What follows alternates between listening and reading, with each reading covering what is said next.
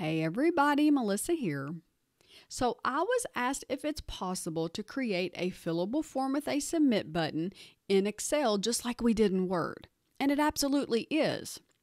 Now if you're sitting there scratching your head going, why would I ever want to do that? I get it, it doesn't make sense. But here's the neat part. If you have data sitting in any of your worksheets within that workbook, then you can auto-populate certain parts of that form based on what the user enters. And the neatest part is they won't know the difference. They won't see the database, and it'll look just like it does in Microsoft Word. I cannot wait to show you how this works. So let's go ahead and get started.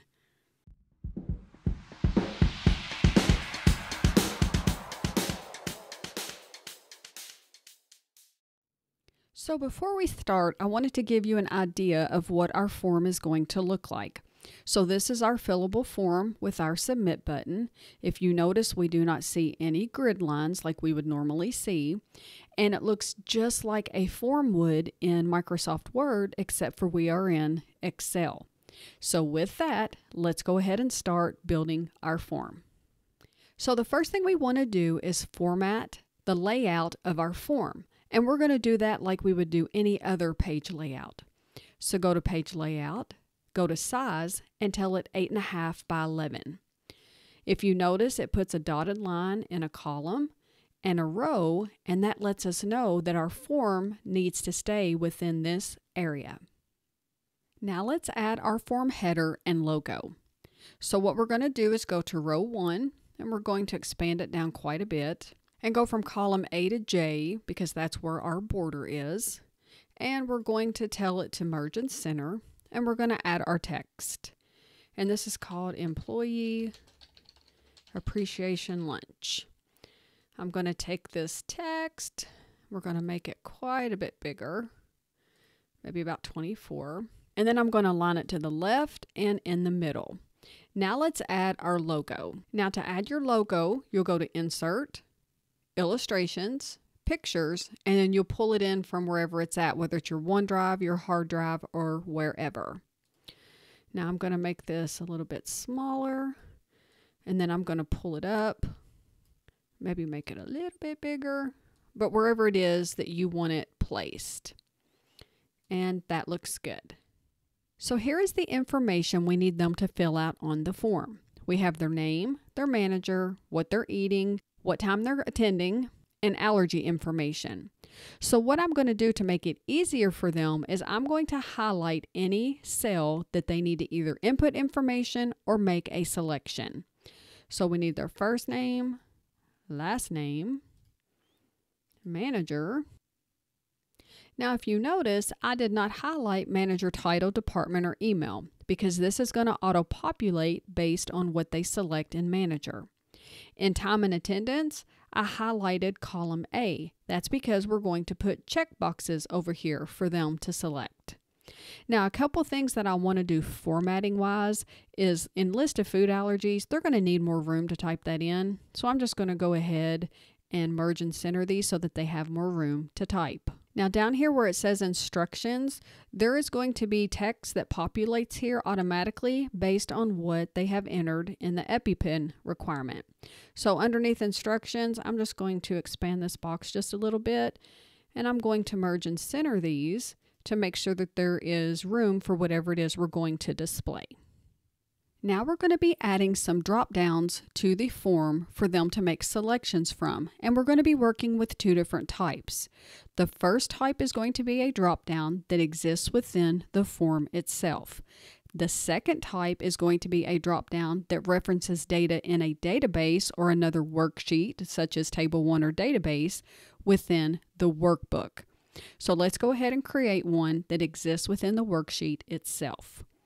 So meat and sides is going to be a drop down from within the form itself. So if we select meat and we go to data and we go over to data tools and do our drop down on the bottom here, we're going to do data validation. We're going to come down to allow and we're going to tell it a list. Now in our source, make sure you click in there. This is where we're going to tell it what to display in the drop down. And let's just say we're having chicken and separate them by commas. Pork and steak. Sounds like my kind of selection. And tell it okay. Now if you notice, we've got the drop down arrow here. We select it and we have chicken, pork, and steak. Now we're going to do the same thing for sides. Data, data tools, the drop down, data validation, tell it a list, and in our source, let's put baked potato, mac and cheese, and a salad, and tell it okay. And there you have that drop down that has baked potato, mac and cheese, and salad. Next, we want to create a drop-down that is referencing data in a database or another worksheet within our workbook. And we're going to do that with Manager. So if we go to our Manager cell, the first thing that we want to do is make sure that our data in our database is formatted as a table. So if we go over to Database 1, this has all of our manager information, our title, department, email, and their name. And it is not formatted as a table right now. So if we click anywhere within this data and we do Control T, it's going to say create a table. My table has headers. We can tell it yes or no. I'm going to tell it yes and tell it okay. And if you notice, it changed it to a table. Now for Manager, I'm going to go ahead and I'm going to change this to please select. If I can get my fingers on the right keys. That way, that's the first thing showing in my drop-down. Now, if we go back over to our form and to Manager, we go to Data, Data Tools, do our drop-down, Data Validation, and we're going to tell it a list.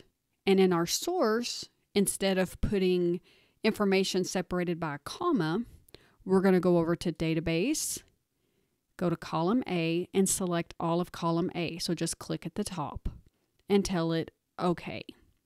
Now when we do our drop down, we have please select as our first one, then we have manager names. Now the beauty of what we just did by selecting over in our database tab all of column A is if we add another manager and he is the director of HR and he's in HR and at youremail.com and we hit enter, we go back to our form, do our drop down, and Chris Smith is automatically added. So any changes or additions or deletions will automatically reflect in your form. So if we select a manager from here, our manager title, department, and email is not going to auto-populate. So we're going to have to do a VLOOKUP so it will pull that data from our database. So I'm going to go ahead and back this out. Now we're going to do the VLOOKUP from the manager title cell. And I can do equals VLOOKUP from directly in this cell, but I want to do it from our functions argument box so that it makes it a lot more clear as to what we're asking the VLOOKUP to pull. So if we go to insert function, and I've used the VLOOKUP before, so it is here. Tell it okay. Our lookup array is what are we looking for? Well, we're looking for the manager. Our table array is where are we looking? Well, we're going to look in our database sheet. So we're going to click on source. We're going to click on database. And we're going to select the table because that's where we're looking. And we're going to hit enter. Our column index number is which column are we looking for? Well, our title is column 2, so we're going to go ahead and tab to our column number, and we're going to tell it column 2. And our range lookup is either true or false. Probably about 99% of the time you're going to use false because true means it will return the value or a similar value. False means it's going to return an exact match only. And that's what we want it to do. So we're going to do false. And we're going to tell it okay. Now if you notice, we have a hash in A. So let's go ahead and address this before we go any further. If we select a manager here, like Arnold Wilson, it's going to take that hash in A out and replace it with his title. If we take it out, then it's going to take it back to a #NA. And basically what that is saying is, I don't see a blank manager or a manager name that's blank within your database, so I don't know what to return to you. So what we're going to do is use the function if_NA to correct this NA error. Now you could use if error, but I don't like to use that when I'm only dealing with if_NA, because if error will find anything it thinks is an error. And in this specific scenario, that can cause more issues than help us. So I'm going to go up to my VLOOKUP on my function line, and I'm going to do if_NA, open parentheses, leave my VLOOKUP intact. I'm going to do a comma.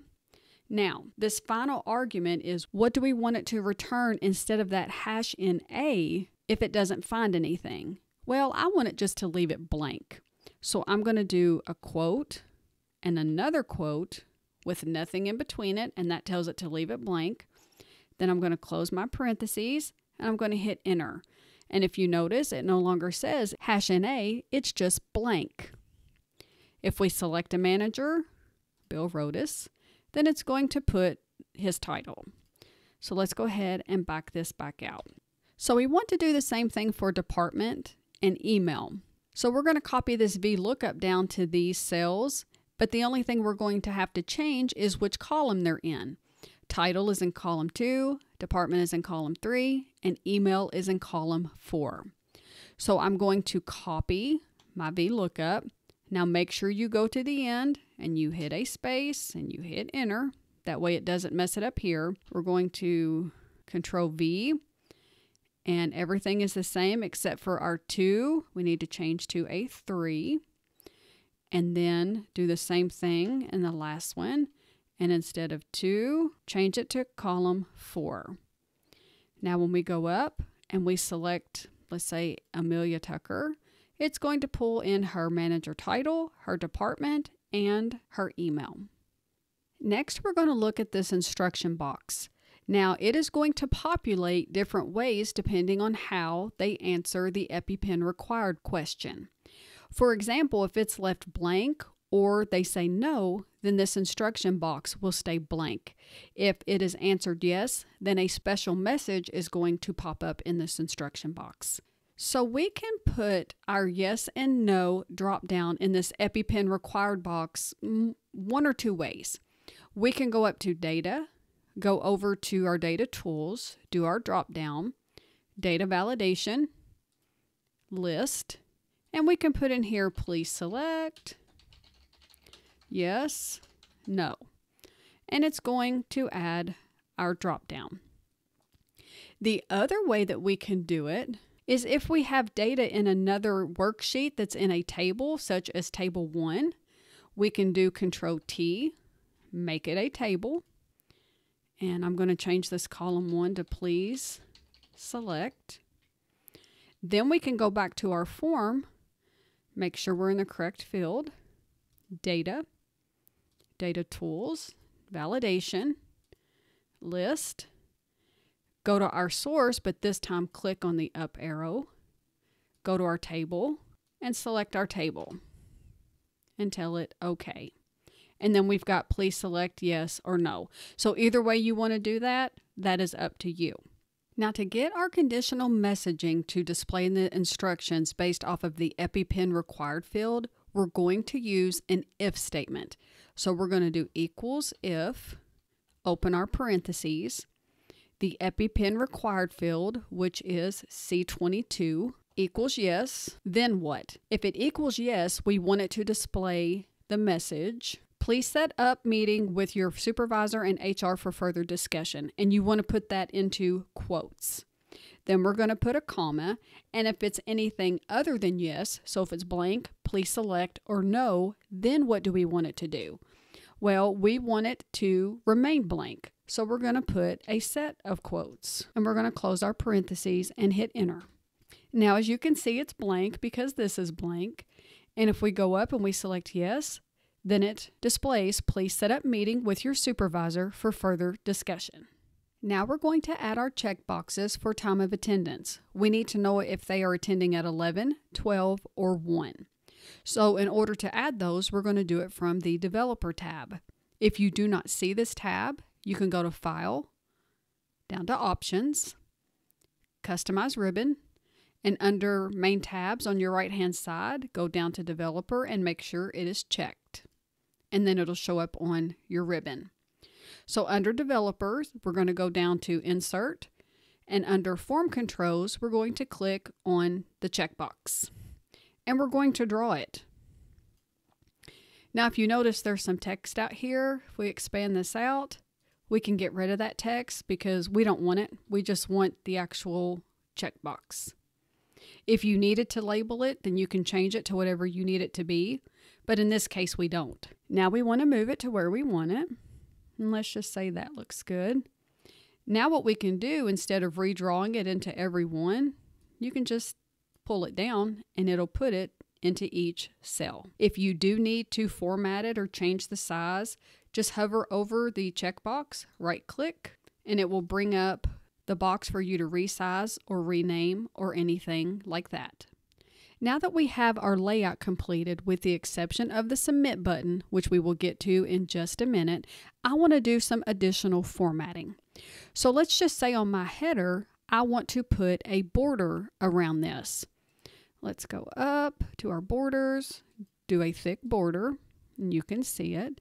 I want to put something on the instruction box, and let's just say I want to put an outside border.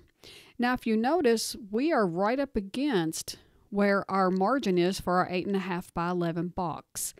Now, what I generally like to do is add a little buffer in between here. So I'm going to take column G and I'm going to make it very small. And if you notice, it shifted that margin just a little bit so that it's not right up against any of my borders and there's just a little bit of room. Now, to make it look like a fillable form in Word instead of an Excel document, there's a couple more things we need to do. Now, the first thing that we want to do is hide all of our grid lines. So we're going to go up to Page Layout, and we're going to go to Grid Lines, and we're going to uncheck View.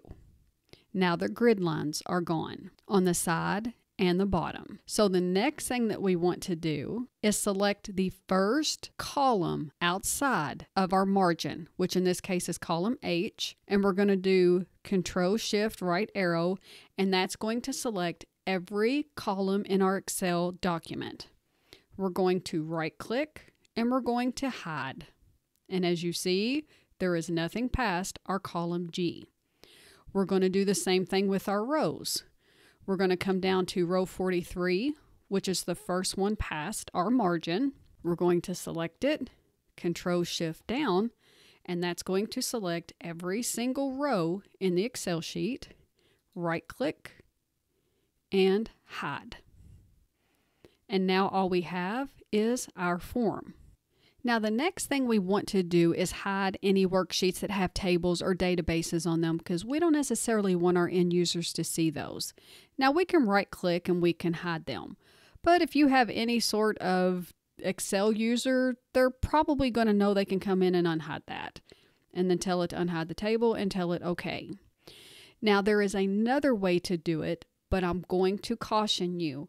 If you have an advanced Excel user, they may know a way to get around this. So if it's anything confidential like employee social security numbers, salaries, vendor pricing, or anything that's confidential, be very careful putting it in here. So from table 1, we can right click, we can go to view code, and then this will bring up a Visual Basic area. Now with sheet 2 or table 1 selected, if we go down to visible, we can tell it very hidden. Under database, we can do the same thing and tell it very hidden. We can save, we can X out, the forms are gone, and if they go to right click, unhide is grayed out. Now, again, you may say, oh, well, they can never undo that. If you have an Excel user that knows Visual Basic, they'll be able to see this information. So again, word of caution. So now our databases and our tables are hidden. So this is all that we have. So if you want to use the form without the submit button, then you're done except for protecting the form. If you go to the next to the last chapter, it's listed as protect form in the description, then it'll show you how to protect the form. You can send it then via email or put it on a SharePoint and they can fill it out, get it back to you, or however you want to do that. If you want to use the submit button, then stick around. The submit button with the Visual Basic code is coming up next. All right, here we are. It's time to add the submit button. So a disclaimer before we get started. This will only work with Microsoft Outlook. It is not compatible with Yahoo, Gmail, Hotmail, or anything else. The end user and you both must have Microsoft Outlook for this to work. All right, let's get going. So we're going to go to the developer tools to create the submit button. So under developer, we're going to go to Insert, and instead of Form Controls, we're going to go to ActiveX Controls. Now, another word of caution or a disclaimer.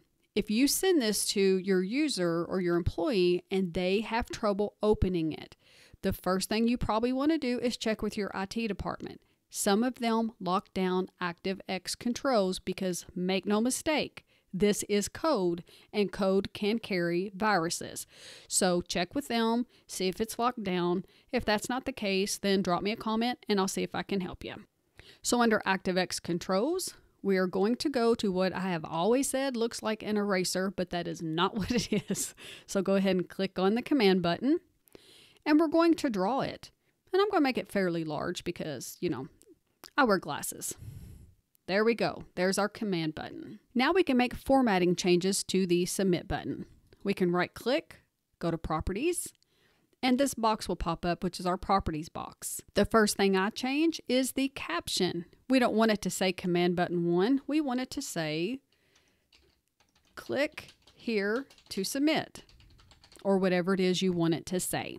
We can change our back color by coming up to back color, double clicking, going to palette, and choosing a color. Let's just say I want this to be green. It changed it to green. We can change our fore color, which is our writing, to white or whatever color we want by double clicking on it, going to palette, and changing it.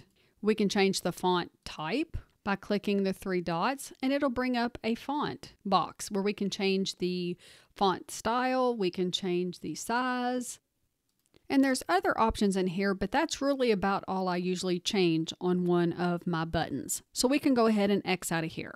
Now it's time to add our Visual Basic code. Now, if you've never worked with Visual Basic, don't worry. I've put the exact code that you need down in the description, except for a couple of changes which are minor and really easy.